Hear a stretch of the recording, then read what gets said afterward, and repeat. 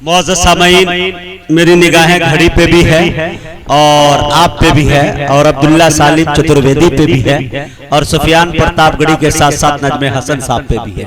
लिहाजा मैं ये चाहता हूं कि आपके अंदर खलबली पैदा करने के लिए, आपके अंदर जोशो जुनून पैदा करने के लिए, आपके खून के अंदर ईमानी हरारत पैदा करने के लिए मैं बड़े अदब के साथ जनाब नजमे हसन प्रतापगढ़ी से गुजारिश कर रहा हूं वो तशरीफ लाए और अपने कलाम से हम सामईन को नवाजें। इंशाअल्लाह इनके बाद सुफियान प्रतापगढ़ी होंगे और अब्दुल्ला सालिम साहब चतुर्वेदी होंगे। मैं गुजारिश करूंगा कमेटी के लोगों से कि अब्दुल्ला साहब को लेकर लाए, तशरीफ लाए। जहां से हमारे मौलाना साहब ने अपनी बात खत्म की है वहीं से अपनी बात की शुरुआत करता हूं। उसके बाद मेरे दिल का एक दर्द है जो मैं बयान करना चाहूंगा, लेकिन जहां से मौलाना साहब ने बात छोड़ी वही करता हूं। जी आता हो, अब आप सब बेदार हो जाए थोड़ा सा। जी चलो ये कह दे अलल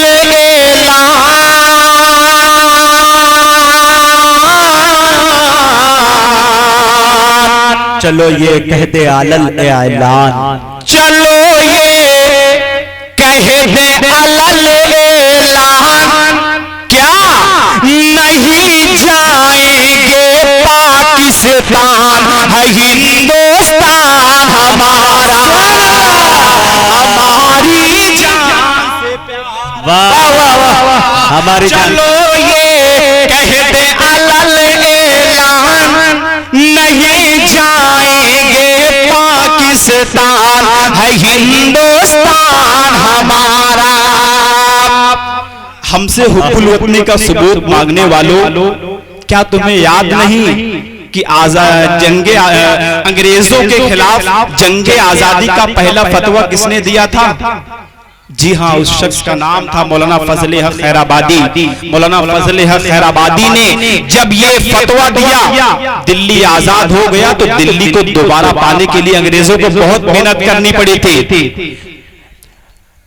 लेफ्टिनेंट हॉडसन जो एक अंग्रेज अफसर थे, वो लिखते हैं कि हमें इंग्लैंड से टेलीग्राम आया था कि 1857 की बगावत दरअसल मुस्लिम उलमा इकराम की बगावत है, लिहाजा पूरे मुल्क में जहां भी ये दाढ़ी टोपी वाले नजर आए, इन्हें बगैर मुकदमे के फांसी के फंदे पर लटका दो और हमसे हुब्बुल वतनी का सबूत मांगते हो। बंद मुलाजा करें। चलो ये कह दे अलल ऐलान, नहीं जाएंगे पाकिस्तान है हिंदुस्तान हमारा। जी कि आजादी की खातिर उलमा मेरे फांसी के फंदे झूल गए।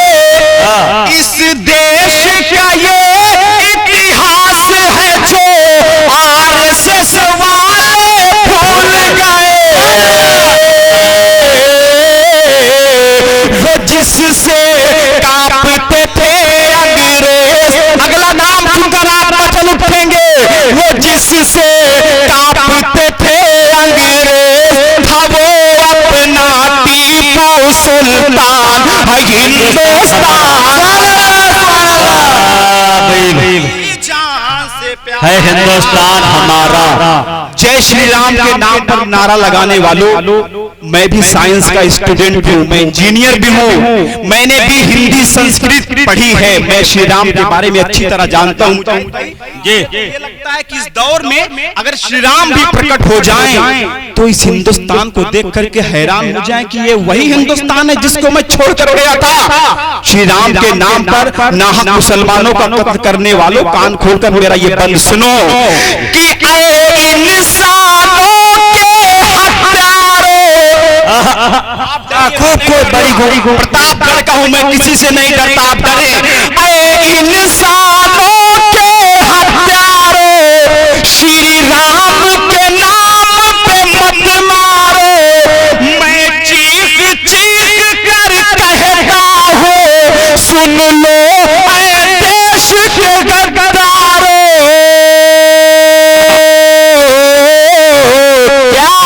जो प्रकट हो जाए श्री राम तो देख के हो जाए हैरान। ये हिंदुस्तान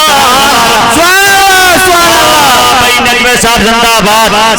अरे बाबा हिंदुस्तान हमारा।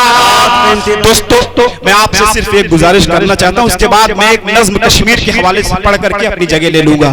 आप लोगों ने बहुत अच्छा ताउन किया इस मदरसे के लिए। यकीन मानिए मैं दोपहर 12 बजे आया हूं, मैं खुद अपनी आंखों से देखा कि मदरसा कितना गरीब है। आप लोग हाथ उठा करके बताएं, जब भी इस मदरसे की खिदमत की जरूरत पड़ेगी आप लोग मौलाना सरफराज साहब और हमारे हाफिज मगरिब साहब का साथ देंगे।